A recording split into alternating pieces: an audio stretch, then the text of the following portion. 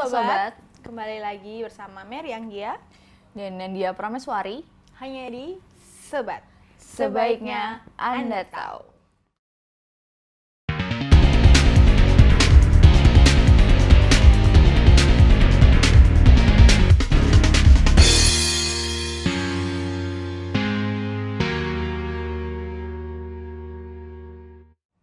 Oke, nah kali ini kita bakal membahas sesuatu yang misteri ya. Banyak yang berpendapat Sumeria adalah peradaban tertua yang pernah ada di bumi. Meskipun sangat tua dan kuno, namun ada banyak warisan pengetahuan dari peradaban bangsa Sumeria yang tetap digunakan sampai saat ini. Seperti misalnya satuan waktu. Nah, di Irak, kabarnya mengambil nama tersebut juga dari peradaban Sumeria dengan akar kata Uruk yang merupakan dinasti dan nama kota di peradaban kuno Sumeria. Di sekitar wilayah Sumeria pula ada Ziggurat Ur yang tersohor dengan kisah Menara Babel, sebuah kisah tentang dipencarkannya umat manusia oleh Tuhan agar tersebar merata ke seluruh penjuru bumi. Sumeria diperkirakan berdiri antara sekitar 5.000 sampai 4.000 sebelum Masehi. Seperti halnya suku Dogon dengan pengetahuan rahasianya, konon bangsa Sumeria juga mempunyai pengetahuan rahasia tentang astronomi dan bintang yang oleh manusia modern dijadikan kontroversi mulai dari soal planet Nibiru hingga teori ancient aliens. Yes, terlepas dari benar atau tidaknya rumor tersebut, Sumeria adalah peradaban yang luar biasa. Mendadak muncul entah dari mana, kemudian secara misterius hilang, tak berbekas dan hanya menyisakan pengetahuan, misteri, dan legenda tentang bangsa ini. Nah, kita bakal bahas tentang Anunnaki. Oke. Jadi, pada awalnya nih, Anunnaki diketahui sebagai sebutan untuk sebuah grup dewa-dewi dalam mitologi bangsa Sumeria. Seperti pada mitologi Romawi dan Yunani, dewa-dewi ini punya sistem kemasyarakatan sendiri. Ada faksi-faksi, ada minor mayor, kemudian lain sebagainya. Di bumi, para Anunnaki ini mengeruk sumber daya yang ada. Namun banyak dari pekerja mereka yang memberontak karena tidak kuat dengan iklim bumi. Akhirnya, para petinggi Anunnaki memutuskan untuk menciptakan spesies baru dan menggantikan mereka bekerja. Adalah Enki, kepala ilmuwan mereka, dan Ninhursag, kepala bagian medis, setelah tidak puas dengan hasil penggabungan gen hewan dan gen Homo erectus, akhirnya menggabungkan gen mereka sendiri dengan gen Homo erectus yang akhirnya menghasilkan Homo sapien. Karena Homo sapien adalah makhluk buatan, mereka tidak mampu bereproduksi. Namun kebutuhan akan jumlah Homo sapien ini terus meningkat, sehingga lagi-lagi gen Homo sapien dimodifikasi secara genetis agar mampu bereproduksi dan dipekerjakan sebagai budak. Ya, namun hasil modifikasi tersebut akhirnya membuat Homo sapien malah berkembang terlalu pesat dan jumlahnya menjadi terlalu banyak. Sehingga banyak di antaranya yang diusir dari ibu kota Anunnaki di bumi. Homo sapien menjadi tersebar luas di bumi. Nah, banyak juga yang pandai dan membuat peradaban sendiri. Singkat cerita, kemudian Enlil, salah satu dewa penting bangsa Sumeria murka karena ulah Homo sapien ini yang sering bikin gaduh, tak terkendali dan mengganggu kepentingan para dewa. Berbicaralah Enlil pada An, dewa tertinggi. Maka hendaklah diturunkan air bah untuk menyapu bersih makhluk buatan Enki ini. Keputusan ini bersifat rahasia. Tak banyak dewa Anunnaki lain yang tahu. Namun Enki tidak sependapat.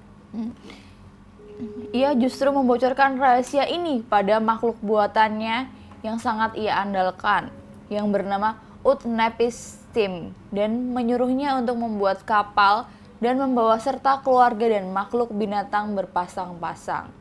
Untuk lebih jelasnya lagi, sobat-sobat bisa menyaksikan tayangan video yang satu ini.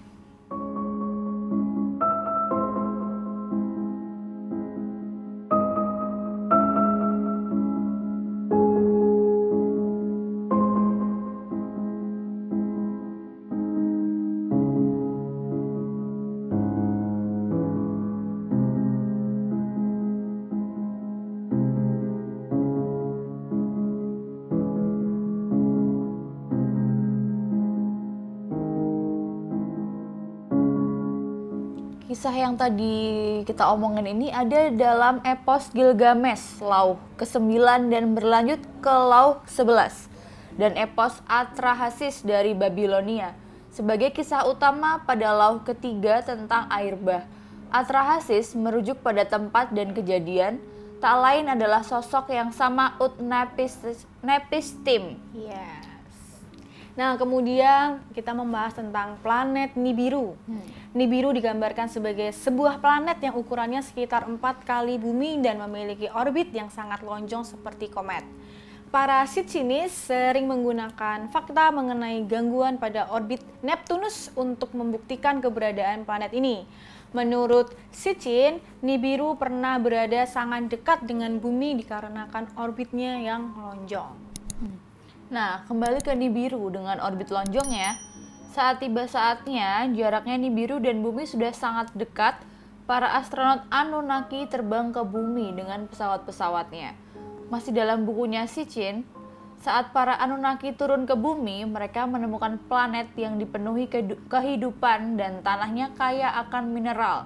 Singkat cerita, dimulailah penambangan interplanet pertama ras Anunnaki. Mereka membangun tambang-tambang dan dengan cepat koloni-koloni pun bermunculan. Koloni terbesar dan terindah mereka oleh Sitchin disebut-sebut sebagai sebuah kota dengan taman yang indah. Sayangnya dari dalam kota utama inilah dimulainya pemberontakan. Nah, menurut Sitchin, pemberontakan berakhir dengan kemenangan Dewan Tinggi Anunnaki dengan ketuanya Elohim. Kemudian para pemberontak dikeluarkan dari kota utama. Sitchin menganalogikan kota ini dengan Eden dan kejadian pemberontakan dengan pemberontakan Lucifer. Setelah terjadinya pemberontakan, Dewan Tinggi memutuskan untuk menciptakan ras pekerja daripada menggunakan bangsa Anunnaki sebagai pekerja tambang. Saat itulah dimulainya proyek genetika bangsa Anunnaki, seperti yang sudah diceritakan awal tadi, tentang Homo erectus dan berlanjut ke Homo sapiens. Fakta genetika terakhir seperti ada slot yang tidak terpakai dalam kromosom manusia dan adanya gen-gen manusia yang sama sekali tidak ada dalam makhluk hidup lain di bumi juga sering dihubung-hubungkan. Menurut Sitchin, ribuan tahun setelah terciptanya manusia, para Anunnaki masih tinggal di antara manusia. Mereka memperbudak manusia sebagai pekerja tambang, juga sebagai prajurit dalam pertempuran antar kelompok Anunnaki. Manusia secara umum menganggap Anunnaki sebagai dewa. Yes, berbagai peninggalan kuno yang mengagumkan, perang besar dan kejadian-kejadian mengagumkan di masa lalu juga Sitchin hubungkan dengan keberadaan Anunnaki. Perang Troya misalnya, Sitchin menganggap jika kisah perang Troya yang diceritakan pula dalam cerita rakyat masyarakat Yunani adalah nyata dan seperti yang telah dibuktikan benar-benar terjadi dalam sejarah. Maka keseluruhan kisahnya juga adalah nyata dan para ahli tidak bisa menganggap sebagian kisah adalah sejarah dan sebagian lain adalah mitologi. Dalam versi lengkapnya, perang Troya digambarkan melibatkan dewa-dewa yang berseteru. Kisah lainnya yang juga dihubungkan dengan Anunnaki misalnya tentang banjir besar seperti yang sudah diceritakan tadi, Sodom Gomorrah, Atlantis, bahkan Perang Dunia Kedua, hingga peristiwa bunuh dirinya Hitler. Bahkan kisah raja-raja yang dianggap keturunan dewa seperti dalam legenda kaisar-kaisar Cina yang bisa mengalahkan dewa, para Firaun yang keturunan Ra, dan lain sebagainya. Oleh Sitchin juga dianggap berhubungan dengan Anunnaki yang didewakan. Oke, tadi itu kita udah bahas tentang Anunnaki. Yes, asal-usul Anunnaki, kemudian Homo erectus hingga menjadi Homo sapiens. Ya, pokoknya sejarah-sejarahnya gitu ya. Nah, sobat-sobat, jangan lupa untuk subscribe, like, dan juga share video-video kita, dan juga komen kalau kalian punya materi apa yang sebaiknya kita bahas lagi gitu ya. Dan jangan lupa buat nyalain loncengnya biar kalian gak ketinggalan video-video dari kita. Saksikan terus Sobat hanya di KCD TV dari Anggia, Nadia Prameswari, dan sampai jumpa.